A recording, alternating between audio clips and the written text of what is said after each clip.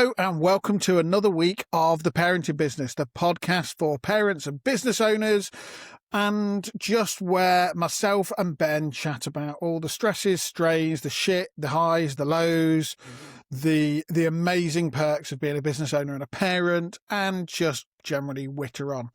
Don't forget to follow us on Spotify or wherever you listen. Do also feel free to get in touch with your stories or top tips about how you balance your parenting business. You can either leave us a comment or drop us an email at podcast@parentingbusiness.com. Also, if you do happen to like what you hear, please share the podcast with other parents and business owners and leave us a 5-star review. Leave us a 5-star review to help us spread the support.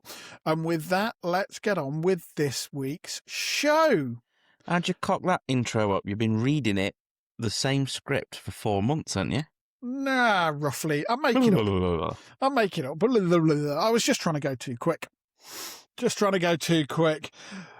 Ben, hello, how are you? On with the show. Relatively well. How are you? Yeah, I'm good. We've spoke twice today. We know we're good. Well, we speak most days, though. In a vain attempt to try and say something useful this evening, we actually have, and it doesn't happen very often, a topic for this evening.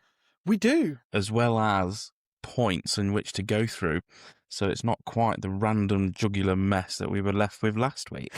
But, this is how we learn. This is how we improve at anything in life, is just keep doing things and see where you look back and go, could have done that a bit different or a bit better, and you try again. So here we are, trying again. Yeah, to try again every week. We'll just keep trying until we either die or get taken off the air somehow. The first one can be arranged easier than the second, I should think. I'd rather not arrange that one, though. So I asked how your week's been, but as you said, we've already spoken a few times today about various bits and pieces. So how's your highs and lows been? We'll start with the low. And you don't know this because either I forgot all about it or I thought I'd keep it from you. I can't remember which. More likely the second. My memory gets worse and worse, to be honest. And to prove the point, I can't remember if it was Wednesday or Thursday last week. But anyway, since the last time we recorded, I'm not in my factory that often. I'm there every day, but it kind of differs. I'm in and out. You're a part-timer. I'm a part-timer, 100% part-timer. We'll come on to that. But a youngish man walked in, stocky, built, concerned look on his face, just out the blue. What are we going to do, Ben? What are we going to do? And I'm like, who are you? Sort of thing. Sorry, I'm a bit, I don't know. What can I do for you? And it's Ashley, who are you? So this is the roofer I kicked off my rental house a month ago. Hold on, you didn't recognise him? No, I didn't recognise him 2 years ago when I first met him. Right, okay. Where am I going with this? Right, so your roofer turned up? Out the blue. This is the guy we'd kicked off site, asked to leave. Another gentleman has been, done the job. Halfway through the job, he'd been back with a hammer and knocked it about a bit. Never mind. Next day, sorted. Job finished a few days later. Done. Scaffold down, paid, happy. Thank you very much. So, thought it was done. 3 weeks later, thought it's done. It's an episode. I've learnt some lessons. Water under the bridge. It's cost me quite a bit, circa $6,000 on this guy. That it's probably cost us in terms of money he's had, damage he's done. Tenants had a half-price rent period, which is probably fair, to be honest. I'm happy he's had that because it's the fair thing to do. But all in all, it's probably cost me best part of $6,000. So guy turns up. Done. And he turns up. So, right, fuck's sake. Shall we just go outside a minute? So I think it's staff behind and whatever. And to be honest, he was a bit firm that I still owed him money. In his mind, I owed him money. Yes. But he wasn't aggressive. He wasn't in my face. I didn't feel threatened, any of that. But he was just going through a few of the points. So, what about this? What about this? And I said, well, what about my damages? Oh, it's not my fault it rains. No, but you're meant to be looking after the site. It's your fault for not securing it. Well, can't be helped. It still happened on your watch. You're insured. Mm-hmm. You owe me. If you're saying I owe you, I'm saying you owe me more. I went back and forth for about 10 minutes. And he was more adamant for his tiles because we didn't use the tiles that he provided, even though I'd paid for them. The new guy like, well, yeah, they're okay, but we'd soon use these. If I'm doing the job, we'll use these. I said, I'll go with you, mate. I was fucking dumb now. Something. And First roofer guy who we were talking to, asked him to clear away all his stuff, including the tiles, told me, no, can't be done. So, right, okay, so the new roofer on, can you clear it? I've got a bill for it, 600 quid or 500 quid plus that, to clear, to get rid of the old scaffold, to sweep up and everything from the previous guy as well. Blah, blah, blah, blah. I says, no, it's been cleared away because you wouldn't do it. And I just thought, you know what, even though I've paid for them and got a receipt for it, this is the only thing he wants. He's saying, I know I'm not going to get my money, I'm disappointed, but I can live with that. I've got another job to do and I don't have tiles and they're my tiles. And I says, well, if you want them, fucking have them, because what am I going to do with a load of tiles? I can try and sell them. No, think. Just think. Agreed to a point, but this is a man who's been back to my house with a hammer and done some damage. Yeah. This is a man who knows where 3 of my properties are and where I work. If he just wants his tiles to fuck off, let him have his tiles. What am I going to do with them? But they're not his tiles. I know, what he's trying to do is he's trying to make more money on another job. Yeah, of course he is. But I don't care as long as he leaves. What would you do with 500 quid's worth of tiles that you can't really sell and you definitely can't use? Well, I haven't got them anyway. They're at this depot. Let him have them. See, my thing would be, I've had to pay to clear those tiles away, and I'd paid for them in the first place. Yeah. Give me 200 quid for them. Yeah. Give me 200 quid. Agreed. You can have them. Agreed. But how confident are you feeling with a bloke who's intimidating and muscly? Not that he was acting intimidating. Let's be fair, he wasn't threatening or anything like that. But he's already been to one of your houses with a hammer and caused criminal damage. But you've just given him another 500 quid. Yes. To keep the peace. Fuck off. It's easy, sat behind a camera. So it's easy, you sat there, the other end of the camera 4 miles ago. I wanted to do that. I would have squared up to him, fucking knocked him out or whatever. No, I wouldn't have squared up to him. I'd have said, come on, he let's said look to at me this logically. in the cold light today, let's forget the money, we can agree to disagree. I just want those tiles. And I said, fine, they are in this yard depot. Go. How much had you already paid him? 3.5. So you'd paid him 3.5 grand. He's now got another 500 quid's worth of tiles, so he's had 4 grand out of that job and not finished it off you. Okay, for doing what? He has done bits. To be fair to him, he has done bits. But then caused damage. 1,200 quid. Yeah.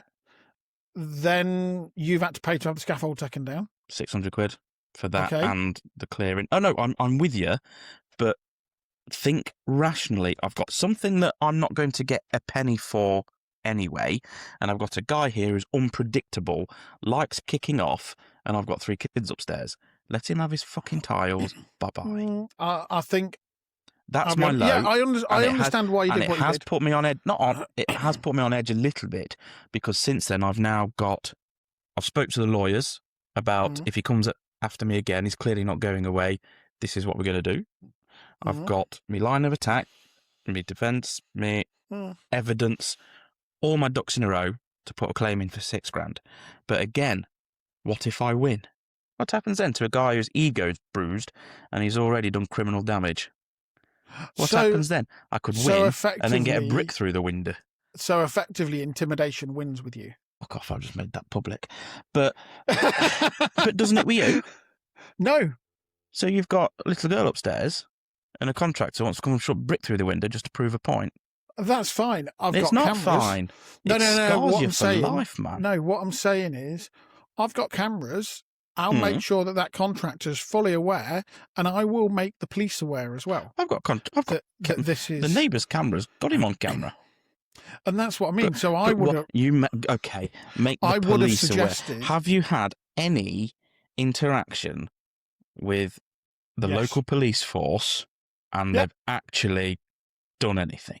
Yeah, I've been mugged in the street at knife point. Not a thing. Yeah, I have. I've reported people to the police I've reported somebody for intimidation. Effectively, it's called malicious communication, and the police went round and spoke to them. Okay, then what? And the police interviewed them under caution. They decided not to take any further because there was other stuff around it. But there was another one. So I had 2 people.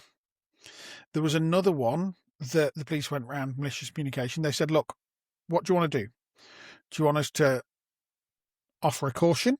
Do you want to do something? Do you want us to charge? We're not sure whether it will go there.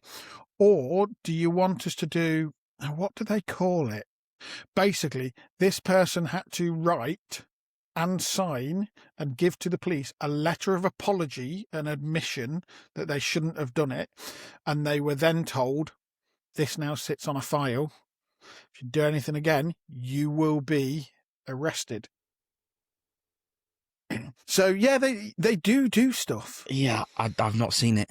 In my experience. In my experience, it's the total opposite. And also in my experience, if I try and sue him, I might get me $6,000. It's probably going to cost me at least 2 in the lawyers. How much grief, how much stress, how much palaver. If I would just try and sell my product, I'd make more than $6,000 with the amount of time. I'm not suggesting the suing route, but I'm suggesting in that situation, I would have gone, come on, this is what you've cost me. Yeah, but the coppers aren't going to do anything there. No, I'm not talking about the coppers. I mean, in the situation of chatting to him. Yeah. I would have said, look, this is what you've cost me. You've had this much money, and that money was to buy the materials, which I paid for. How about we do a deal, 200 quid? There is no... I'm saying I wasn't feeling threatened, and he wasn't, but there was just flat denial. All I want is rid of this man. I'd already written off concrete tiles. I'd already given them somebody else. And just says, if this come back, just cover your own arse. That's what I'm going to do. You do what you fucking like. But what happens if he comes back next week? Then that's with where something I am. Else? That's where I am. That's where I spoke to the solicitor. But that's what I mean. So he comes back next week. Yeah. And you still end up going down the same route. Yeah, probably. Yeah. And you still end up with the chance of the brick through your window. Yes, but the chance of a brick through my window is less through... Go on then. I think it's bullying tactics. Oh, no, I don't disagree with you. I don't disagree with you. You're always taught, but equally, if you let bullies get away with being bullies, they'll always be bullies. Yeah. But and they'll always come to take more. I just want him gone out of my life. Yeah, I get that. Someone else now. I get that. He was kicking off because of this other job he's got. The place where I've got him, where I gave them away, he rung them up next morning, kicking off because he wanted them to deliver him 40 miles for free. Yeah, it's for this other job. It's not. It's been 3 weeks since I heard from him. That's why I thought it was done. All of a sudden, he's won this other job last week. And that's because he's not got the money. And he's scammed them out. No, exactly. That's why he's kicking off to deliver it for free. He ain't got the bloody 50 quid delivery fee. I don't think it's about me. I think he knows he's fucked up. He just won't admit it. Of course he is. But what he's trying to do is he's trying to use you or the stuff that you have to rip off somebody else, which he'll keep doing. Potentially, he's not a poor contractor. You don't have to be poor to rip people off. Yeah. Yeah, he made a nice job. The first job he did for me, he made a cracking job. The second job went pear-shaped. And from that point on, there was no responsibility, no customer service, just excuse. Yeah. Until I'd had enough of it, sort of thing. But that's a typical bully thing, why it's going there. Oh, no, I don't disagree with you. But you don't have to fight every battle. What I disagree with you on is because I know for a few people like this will fight for what is right, and I don't blame them for it, but you're wasting a lot of energy on something that doesn't make a difference to you at the end of the day. Who gets to keep those tiles that I've already written off? Fucking irrelevant to me. I get that. It doesn't matter. It's gone. But chapter closed. I actually think, had you put those tiles on Facebook Marketplace for 300 quid, you'd have got 300 quid today. That's it. No. If there were 500 quid's worth of tiles, they're brand new. Let's put it this way.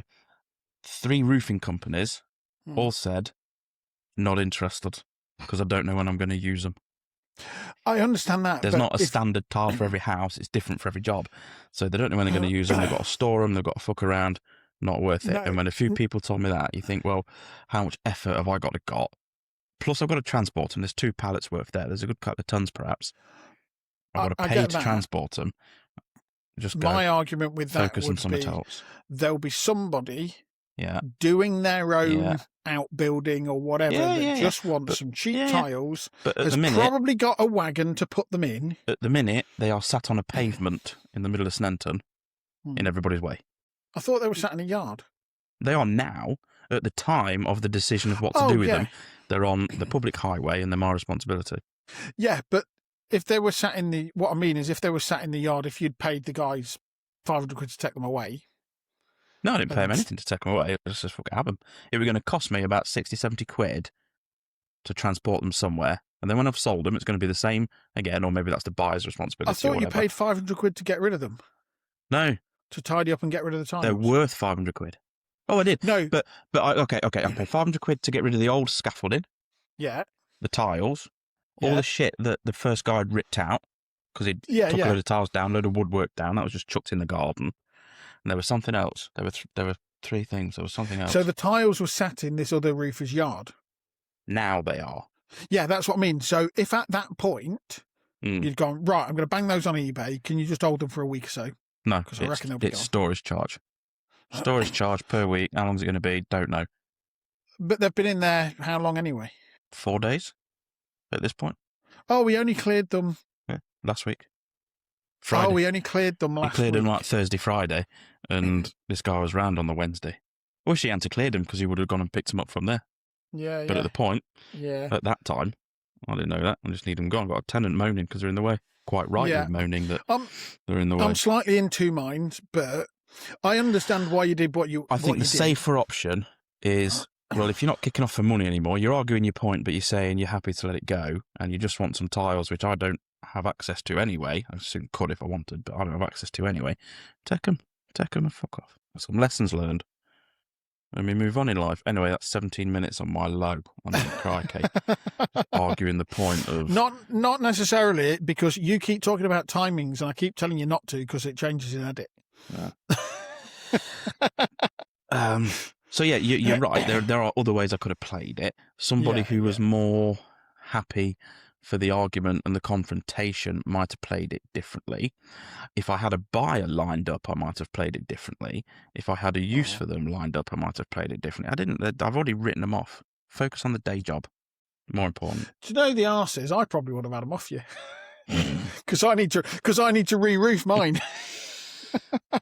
I mean, if they're still at you can if you want, but it depends what type though. I don't know how many types of different tiles are there. Those won't fit every roof structure. They'll fit mine because I'm being re-roofed. They are. I'm guessing when you said concrete tiles, they're the same that council use.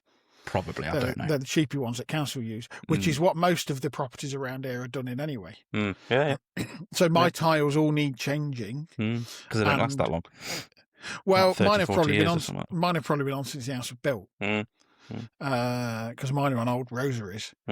So yeah, my roof needs doing, and at some point I've got to do the roof. If we spoke 2-3 weeks ago, you could have had them. Yeah. Oh, hey ho. Anyway, I can recommend somebody out your way who'll do your roof for you. Can you? Yeah, he's a lovely chap. Has he got a load of free tiles? He's got lots of free time on his hands because he's not busy. Can I just go and take tiles off his job 40 miles? Yeah, well, take him off my house. Give me his address. I'll take him off his. Yeah, I'm going to strip his roof. So, going back to one of the earlier questions about death or pulling down the internet so we don't podcast anymore. Probably come on then. Let's move on and let's go to your high then. The progress that the kids make in terms of confidence and doing stuff. Yeah. So yeah, it's the little girl who was scared to go down the big slide at Oceans of Fun. Yeah. Soft play now goes down head first. Wow. Yeah, a couple of months difference. I have told you to stop pushing her down the slide. That she's not meant to go down head first. Oh no, I'm aware, but that just that confidence in. Yeah, that's good. Yeah, it's like that's nice. Yeah, I didn't get a chance to see them much at the weekend. That's all right. So no, I know, but so I didn't get to see firsthand the change in them. Yeah, it's like one of the other parties. We had 2 birthday parties at the weekend, listeners, one of which was yours, Stu. But the first one we went to had the big bouncy castle with quite a sizable slide in it, and it was 10 minutes of no, scary. And then when everyone else has done it 4 or 5 times, I'll just give it a go. If you watch me, Daddy, you should give it a go. came down with a massive grin on her face, and I didn't see her again. Brilliant. So it's a bit of a change in that child, which is lovely to see, and just makes you think, if we keep going and keep progressing, where we might end up. It's quite a nice, they do get there. They quite do a get nice there with the feeling confidence. inside, isn't it? So yeah, your turn. Come on. yeah, nice. Lows. Don't do this. We said last week we'd be more organised. I know. We'd have it all to hand. And I was thinking about this earlier, and I don't really know. Oh. There's kind of things that have happened that are like, it's not great. But it's nothing that's been an actual low. It's been manic. I've had a fair bit of time off work recently, and I suppose productivity in certain areas is lower than I'd like, certainly when I'm not there. So I need to get on top of that a little bit. I need to not come down on people as such, but just monitor people and say, okay, time to make them aware that you're aware. Yeah. Something like that. And it might be a bit... Just give them a bit of a nudge in the right direction. Yeah. And so... And there's been a few challenges around. We do a lot of CMT, cut, make, trim. Yep. Where they supply all the materials and we just put it all together. And there's been a few kind of challenges recently around materials not being enough quantity, so you end up with a bit of farting around. And that farting around costs money, it costs time. So not as efficient as we could be. I suppose that would be a little bit of a low for me. And I suppose the other one, actually, I don't know if you're facing this with a few, people are still holding off on pushing the button on orders. Yep. So my order book... We get lots of inquiries. Yeah. Can I have a quote? Can I have a quote? Yeah, brilliant. And you phone them a couple of weeks later. Are you doing anything? Yeah, we're just waiting for this, or we're just doing that. If the, shall we say, more global companies that start the ball rolling on projects, which is the wrong way to phrase it, I suppose, but if they don't know what the oil price is going to be next week, they're not going to place the order this week. Yeah. It's going to be like this. From similar past experiences, if I can word it like that, it's going to be like this until they stop throwing missiles around in the Middle East, because it could still escalate, and the Iranian friends have already shut the Suez Canal before by lobbing missiles in the water. It could still go longer, harder. It could be peace declared next week. Well, I did also read that UAE have come out of OPEC. Okay. Didn't know that, but yeah. Yeah, they've just come out of OPEC. So, or they're saying that they are coming out of OPEC, which potentially, because OPEC is a cartel effectively, and they're controlling stuff. So maybe that will be a good thing. Maybe that will bring oil prices down a bit because there'll be more competition. But we'll see. It's just there's a bit of frustration around I've got so many quotes out there, so much stuff in the pipeline, and people saying we are going to push the button, just not yet. Okay, well, can some of you push the button a bit sooner? And we've got work on, but I'd like more work. We've got enough to be ticking over, but I'd like more. Yeah.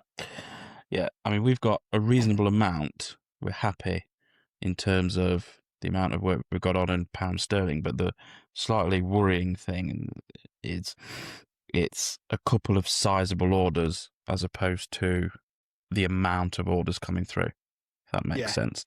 There's a couple of big orders on, which is great, and it sees us through for a good month more, perhaps. But hang on a minute, we should also be having lots of little ones, and it spreads the risk so we're just holding off on certain plans we had. We'll put on ice for a little bit until it picks back up again, and there we are. So it's easy to pay my debts at the minute. I ain't got any, but if I did, it'd be concerning. Yes, absolutely, and I'm in that that kind of fortunate position as well. We've been there before, both, isn't we? Yeah. Things like this kill businesses, so yeah. If I was not good. If I'd got loans and this, that, and the other that I was needing to pay, then or your COVID loans to pay back or whatever, you'd be yeah.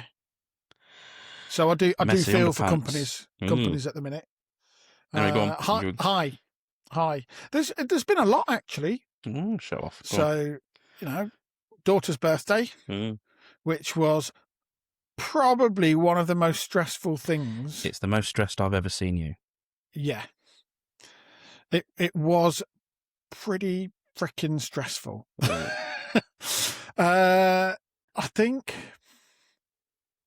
think it was for a few things though. One, I kind of ended up setting up the whole thing myself.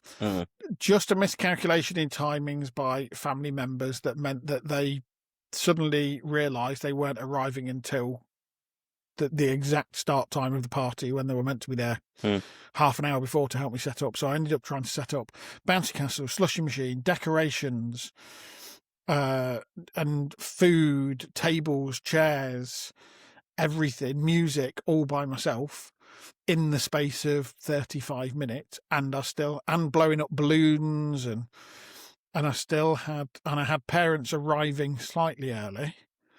So I was still trying to set up whilst I got parents arriving.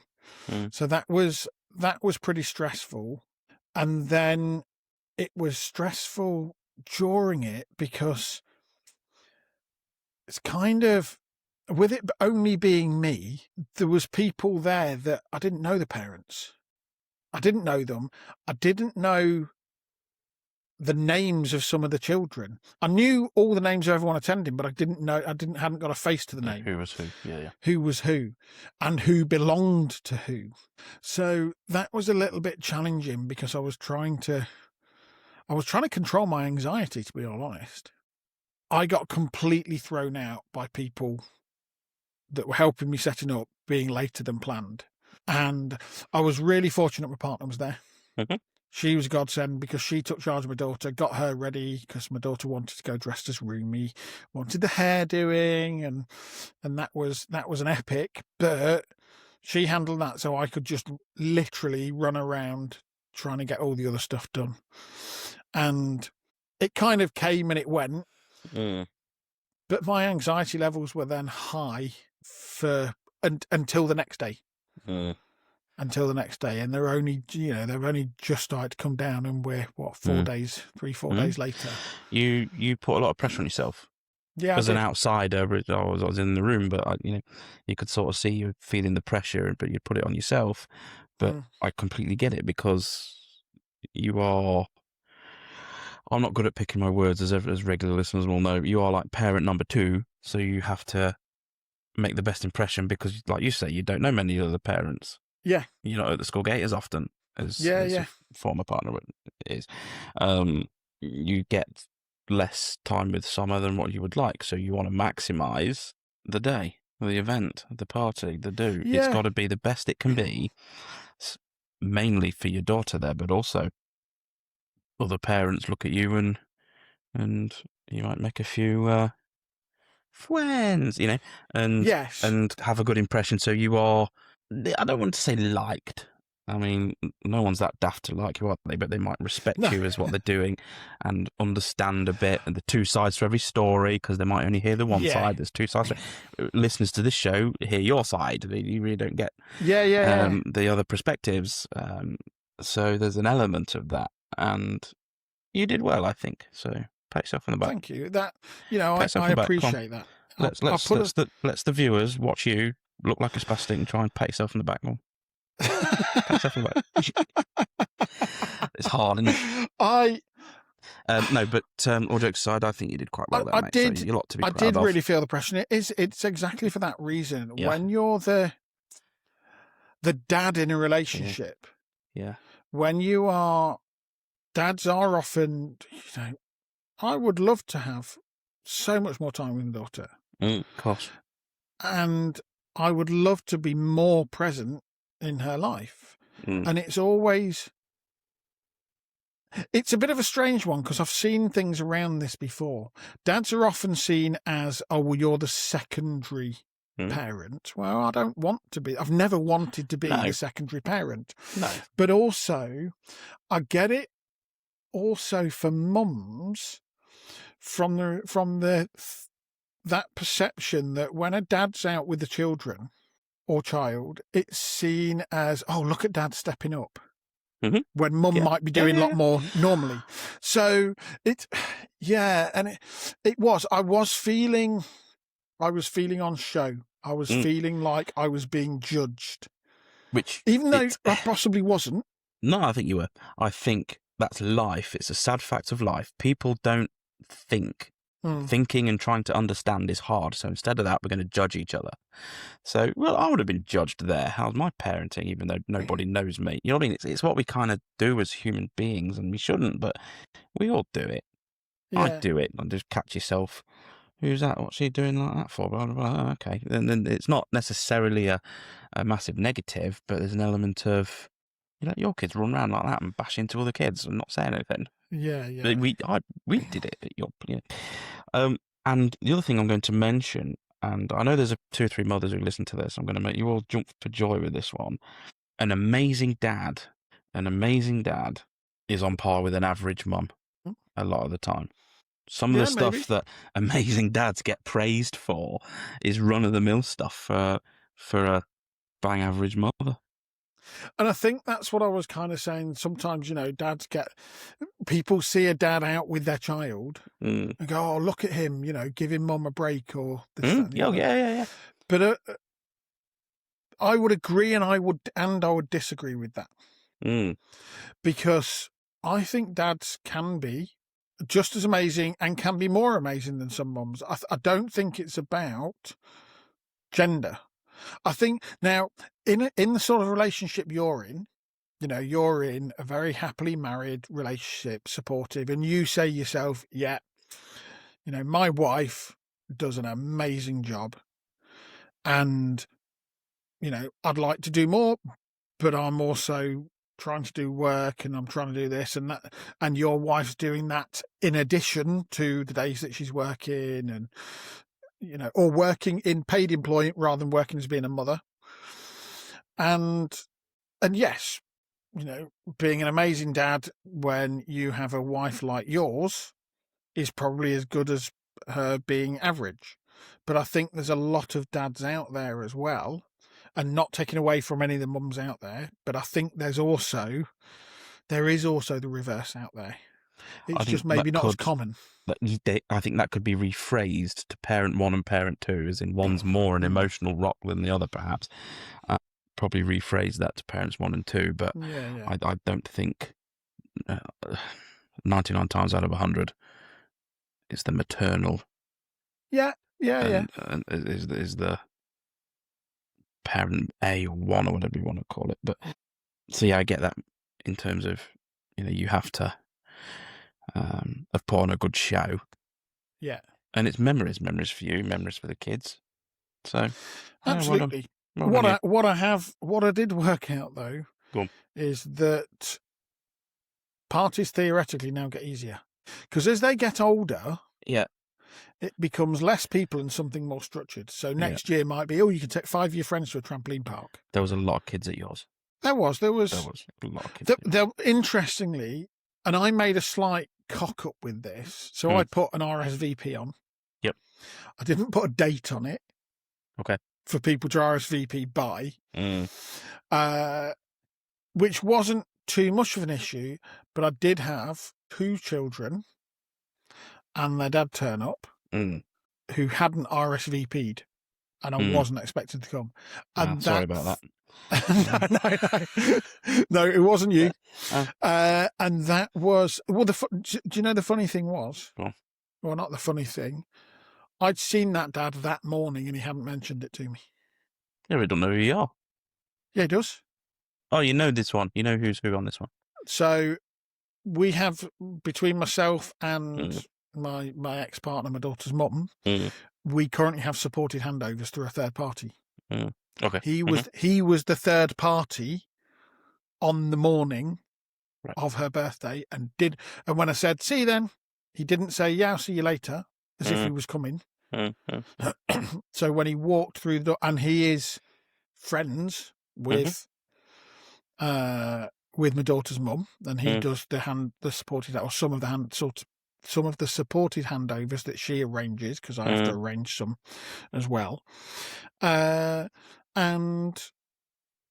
yeah, mentioned nothing. Didn't contact me to RSVP. So you can feedback and how children were a different. His daughters are older than my daughter, and I'd bought the gifts for the end age appropriate for the people that I knew that were attending. Yeah. So I hadn't got gift bags or gifts for them at the end because I didn't know that they were coming. So that threw my anxiety as well, because I thought, well, hold on, you're someone that's probably already heard the story against me, never my side, and it will be now I've been put on the spot. Yeah, and how you did on Saturday, you'd get fed. Sunday would be fed back. And that's exactly how almost I felt. straight away, you'd imagine. Yeah. I felt that there was potentially, and again, this might be me overthinking, this might be my anxiety. Everybody overthinks everything. But I felt that there was maybe 2 or 3 parents there. Yeah. That would be feeding back. No doubt. On how things had gone. Don't get me wrong, there was other parents there that were so supportive. I did have one of the parents WhatsApp me a load of pictures of my daughter that they'd taken during the party and videos of the birthday cake and so on and so forth. So that was really, really nice. And there was another dad that I'll reach out to say, hey, does my daughter and your daughter want to play date? Play date, yeah. Because he was really lovely. And then there was another dad who came up to me at the start, Polish chap, who said, would you like he could see that I was stressed because I said to him, I'm really sorry, stuff isn't all set up. And he immediately said, would you like a hand with anything? Is there anything I can do? He's probably been there himself. And things don't go to plan. Yeah. Well, he was there with his partner. Yes. So they'd come as a couple with their son. But that was really nice. So there was a few parents there that I thought, yeah, that's, they're nice, they're supportive. So, yeah, it was. You did well, mate. And it was a high because we got some family time afterwards, and just my daughter seemed really happy, and that's all that matters to me. That's the main thing. Yeah. No, you did well. So yeah, I've waffled on, and we've just. Don't worry, we normally waffle on. I mean, we had a topic, and we haven't even got there yet. But I think, like a couple of episodes ago, it was my emotional outlet with family relations. This is your emotional outlet for the party because my it had been on your mind for high. weeks, months. Oh, it showed. Yeah. It showed. The face you pulled a few times, it was, what's 252 divided by 94.6? Try and work it out. That was the face you pulled on who has not had a go at Pass the Parcel, who's not won the sweet. Oh, that was... that was a bit of a... See, that was something that was a frustration. Yeah. Because the Pass the Parcel went on for bloody ages. Yeah, it did, yeah. It went on far too long, but that was because, and I agree, I'd been told, right, you put enough layers on so that every child there gets to open one layer and one gets a prize. Because there were some extra children turned up, we chucked more layers on. So we ended up with something like 19 or 20 layers on the Pass the Parcel. How many kids took part? 10? About 8 or 9. 8, yeah. 2 of which were mine. 2 of which were yours, yeah. So yeah, and this was the thing. There was we probably actually started with about 12. But once, filtering in and out. Yeah. Once some of them had got a prize or something or had gone on for a little bit, they just went off because they wanted to go and play with the bounce castle. So the Pass the Parcel went on forever. And even I was going, God, surely we've got to be at the layer yet. And then, yes, I'm trying to work out who's had a present, who's not had a present, and you're kind of going, oh. The thing that was really great, and because of my anxiety, I said to my sister, look, would you mind doing the games? Yeah, she did well, I think. Well, she's a childminder and was a nursery nurse. So yeah, okay. You know how Yeah. I said earlier about we all judge each other? You know, that's what my wife Yeah. picked up. About, oh, she works with kids, must do. Yeah, she does. So, Yeah, all day, every day. Yeah. So, and she is fantastic. Mm. She's my kind of go-to on a lot of stuff. Mm. And yeah, so she was a bit of a godsend because I'm not sure I could have dealt with that with my levels as they were. Yeah. So yes, but I'll tell you what. Let's do this before we go on to topic. Are you ready? Well, we'll sack the topic off surely now. It's been 3/4 of an hour. We've not got well, to. we'll I'm not see. going to have another We'll 3/4 of an hour. We've got something to talk about next. Something to talk about next week now. Right, are you ready? What? Big question. Okay. Rules are largely there to be broken. I don't know if you'd agree with that one. So the big question, the whole idea, are things that my 4-year-old twins come up with, where it's a question which you can answer, but let's not make the link between the bacon sandwich in front of you and Peppa Pig. You know, you've got to be a bit diplomatic how you actually answer the truth on how a baby is made, you know. I'm going completely different this way. This question is so stupid, it could only been asked by an adult. Okay. And it's something which not yet. I know you look forward to my dad jokes. They're a world renowned. But as a parent of multiple births, our twins, we quite often get the double trouble little joke and yeah, fucking hear that every time I step outside my front door, mate. But to the person saying it, it's original and it's a done thing. Oh, they look alike. Oh, fucking twins, identical twins. Of course they look alike, and that's exactly what. Again, so I need some better replies to some of these dancers who think they're hilarious. So I'm going to ask the listeners for what replies we might get.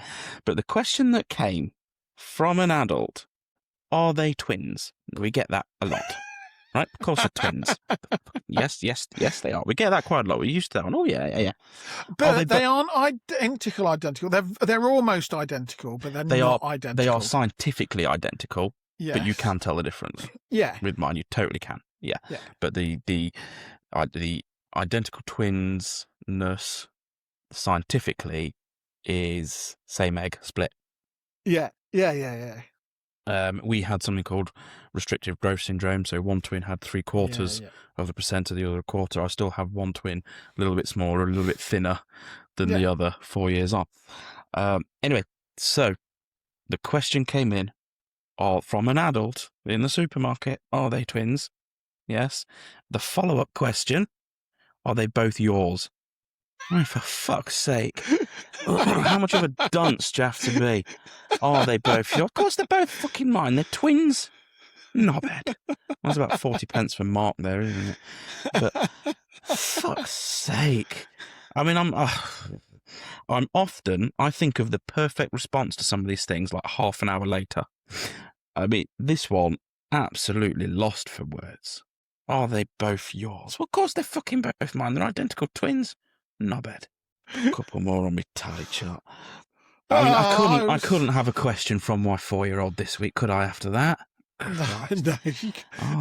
Are those? Fuck's sake! Are they identical twins? Both yours? So,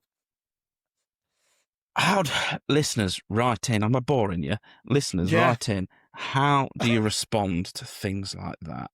The usual double trouble. How do I respond to that in a comical way that's not too insulting but makes you feel like, for fuck's sake, of course, they're both mine. You see, you could have said, no, their dad's black. Yeah, I mean, can't you tell? One of the funny ones from the Twins Trust and the groups that come up is they start looking around for the third one. Oh, crikey, I've lost one. You know? Shit, thanks for telling me. Can you help? Yeah, they look like this. Third one looks like them too. No, you could have said, no, they're triplets. What? Yeah, I mean, are they both? And then just start calling out a random child's name. Yeah. So yeah, answers on a postcard, listeners. Or how do I respond to that going forward? Are they twins? You go, no, one of them's a boy. You can still be twins. Just Yes, I know. non-identicals. Yeah, but just to completely confuse them. Yeah. Or Anyway. you could say, no, there's actually 4 years between them. Just come out with something completely random that proves that they're stupid for asking the question. Struggle with that in the moment. In the moment. I quite often think of something 20 minutes later or something. But anyway, that's the question. Listeners write in with some retorts that we can start to give to that stupid question. Are they both yours? Of course they're fucking both mine. There's another one for the swear jar. The swear jar did well that last 2-3 minutes, didn't it? Yeah, it did nearly as well as last week. Anyway, speaking of which, you did the London Marathon yesterday. Day before. Yes. Yeah, Twice. well, actually 4 days ago. 4 days ago, at time of release. Yeah. He only did it once. Oh, did he? He didn't do it twice. Yeah, he's coming back from an injury, so he didn't do it backwards. Anyway, there we are. Yeah, I did speak to him, and yeah, he only did it forwards rather than backwards as well. Oh, did he? Yeah. Hey, you can do it next year. Apparently, they're trying to do a 2-day event.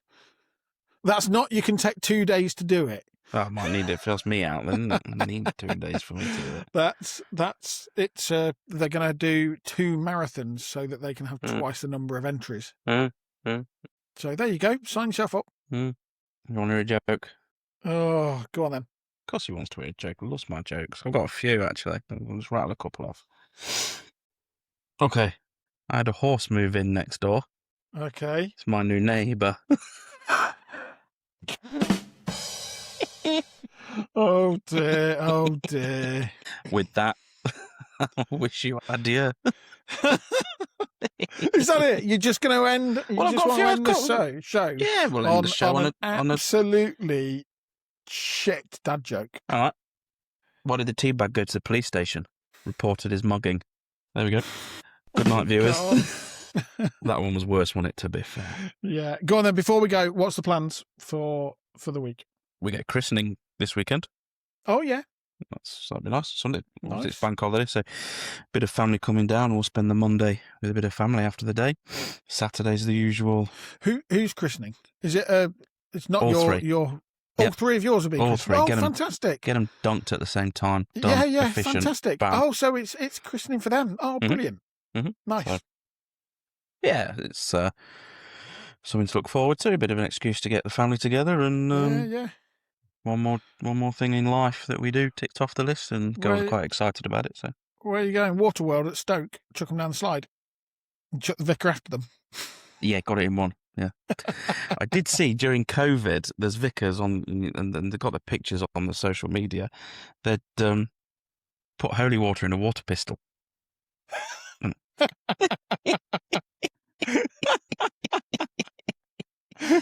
Gets it done in a tricky time. I'd stick in a super soaker. Yeah.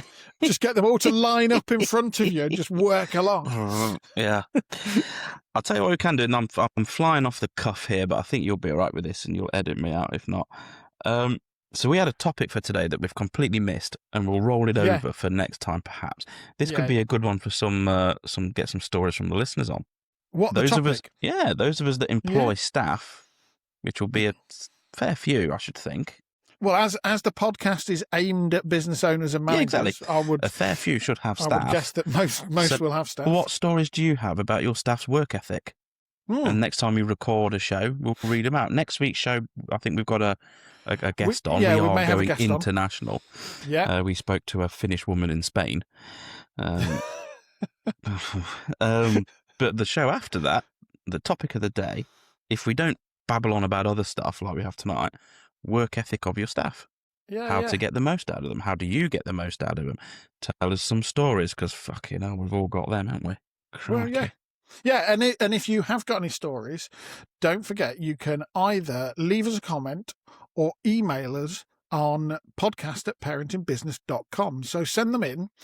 We do want to hear all about everything that goes on in your life, in your parenting business, from things that happen with your kids to things that happen in work to things that get you goat or just make you happy, or challenges you've overcome, such as getting the most out of your staff and dealing with low productivity, shall we say, or low desire to work. Let's face it, they'll take the path of least resistance, some staff. Yeah. And others are just complete monkeys. And how the hell did you come to that conclusion that whatever it is you've just done is a good idea? You must have some stories. Like setting up a podcast and trying to get people to listen to it. We thought that was a good idea. Do we try and get people to listen? We do a little bit, don't we? The odd one or two. You need to get back on the guest bandwagon if you want to appear on the show. Yeah, then get in touch. Yeah. Don't forget to follow us on Spotify or wherever you listen. Do also feel free to get in touch with your stories or top tips about how you balance your parenting business. You can either leave us a comment or email us at podcast@parentingbusiness.com. Also, if you like what you hear, please do share with other parents and business owners. Maybe try and get us 1 or 2 more listeners, and leave us a 5-star review to help us spread the support. And I think, Ben, on that note, it's time to say we will see you next Thursday. We shall. Enjoy May Day. Woohoo!